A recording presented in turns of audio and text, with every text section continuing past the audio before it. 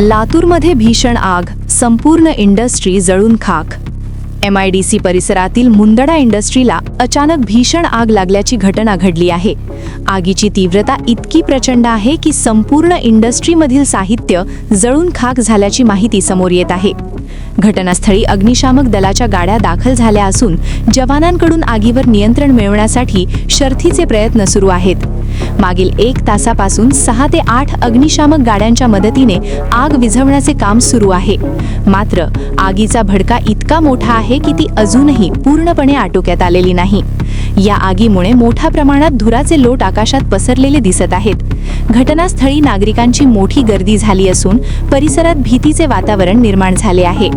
या घटनेत कोणतीही जीवितहानी झाली आहे का याबाबत अद्याप अधिकृत माहिती समोर आलेली नाही. मात्र संपूर्ण इंडस्ट्री मोठ्या प्रमाणात जळून खाक झाल्याने मोठे आर्थिक नुकसान झाल्याची शक्यता व्यक्त केली जात आहे.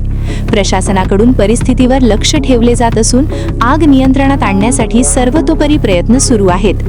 ही आग नेमकी कशामुळे लागली याचा तपास पुढे केला जाणार आहे. सध्या लातूरमधील ही एक अत्यंत मोठी आणि गंभीर घटना ठरत आहे.